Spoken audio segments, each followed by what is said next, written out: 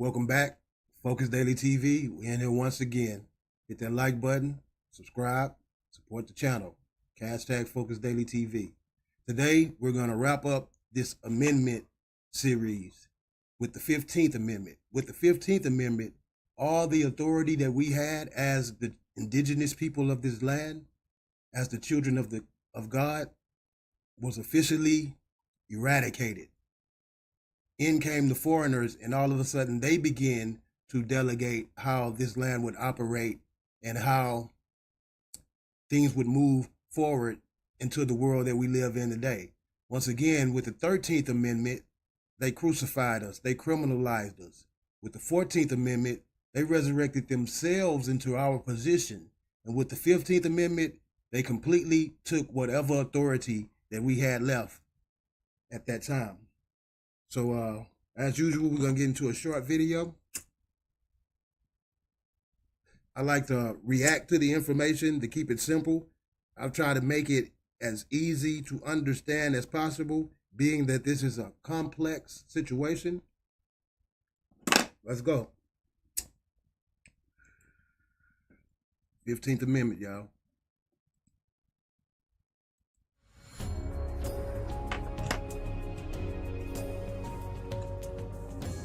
In the aftermath of the American Civil War, significant constitutional change came to protect the civil rights of formerly enslaved African Americans. Okay, when they tell the story, they try to convince us that we were the slaves, when in fact, we were the free men. We were the indigenous people of this land.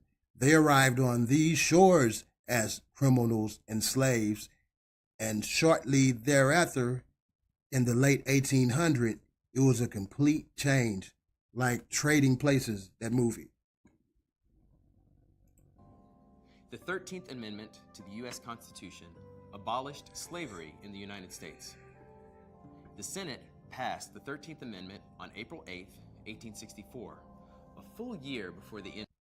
So shortly after Abraham Lincoln's administration, when Lincoln attempted to bring everybody together into a cohesive unit, the banking institutions and organizations came in and implanted their treachery and their disenfranchisement of the land. And one of the first things they did was made themselves free from the slavery that they arrived under. End of the Civil War. In 1865, after the amendment overwhelmingly passed the Senate and barely passed the House of Representatives, Lincoln signed an order sending the amendment to the states for ratification, and the 13th Amendment was ratified on December 6, 1865. 8 months after Lincoln's assassination.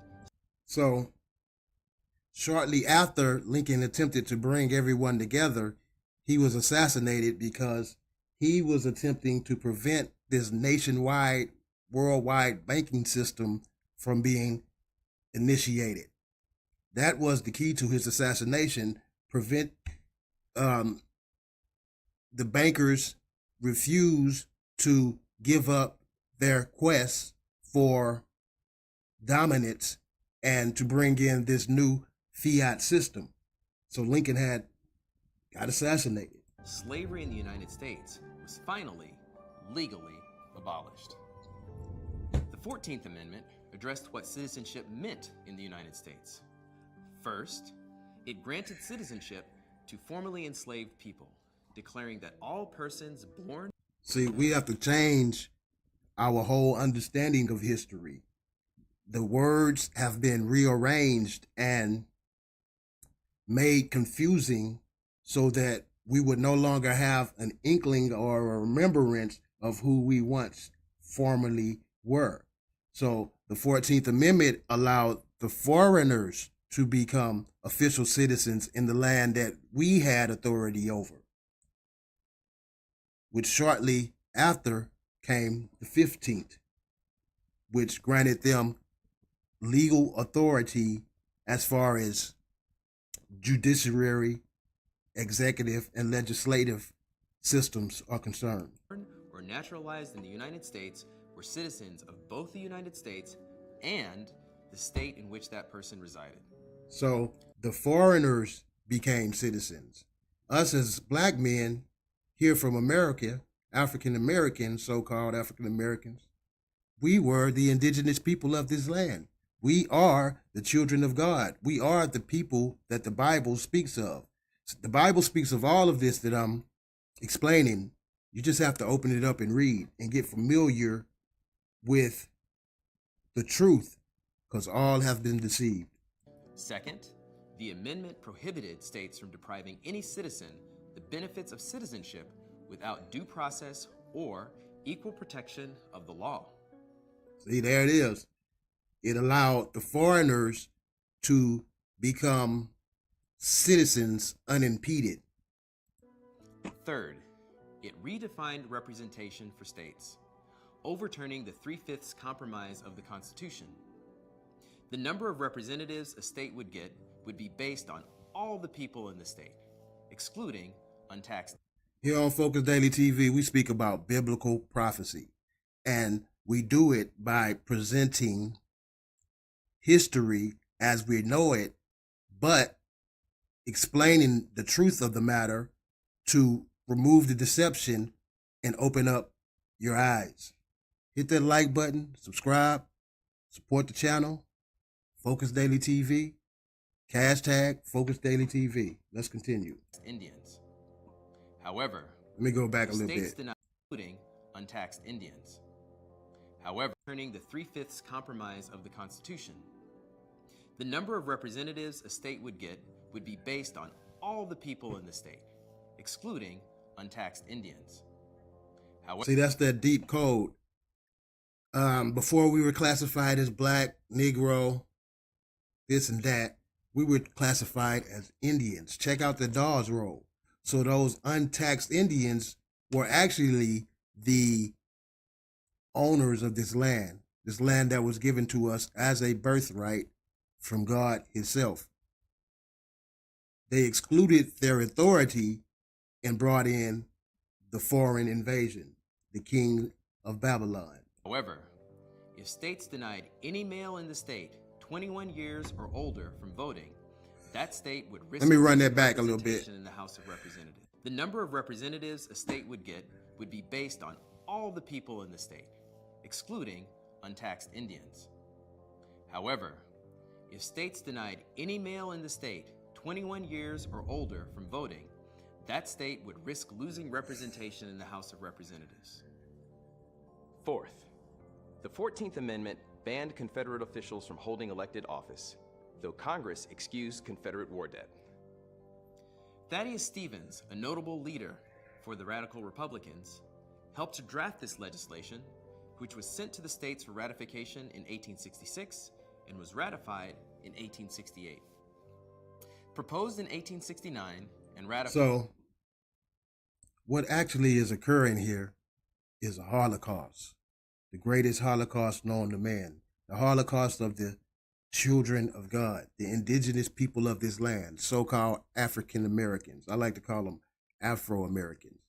And the legal mumbo jumbo that he's describing, all of this was actually witchcraft on parchment paper and things of that nature.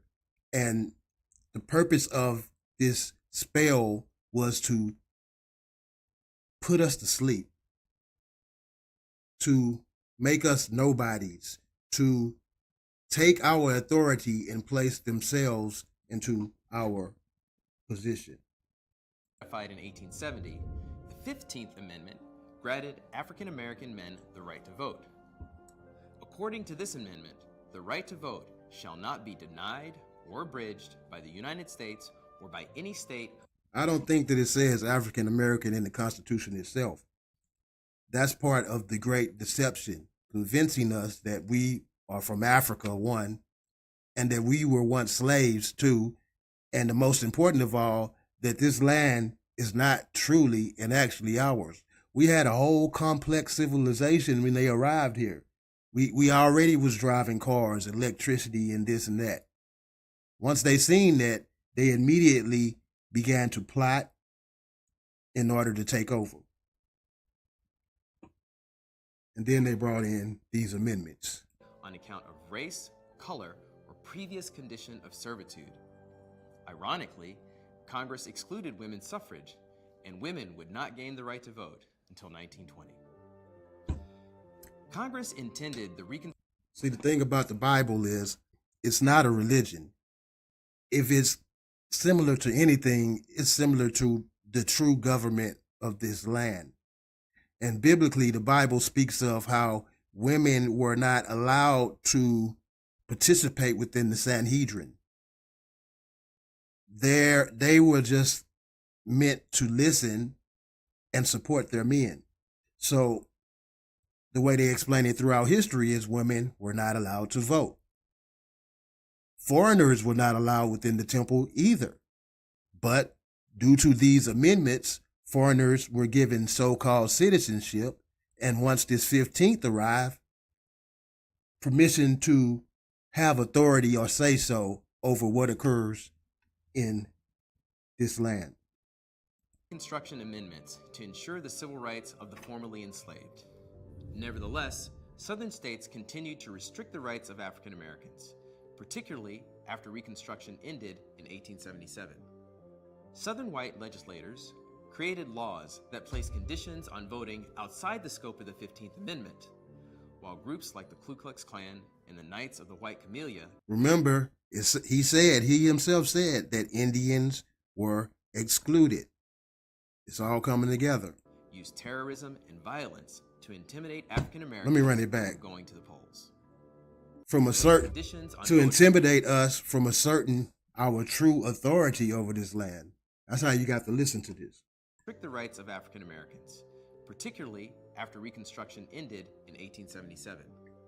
Southern white legislators created laws that placed conditions on voting outside the scope of the 15th Amendment, while groups like the Ku Klux Klan and the Knights of the White Camellia used terrorism and violence to intimidate African Americans from going to the polls.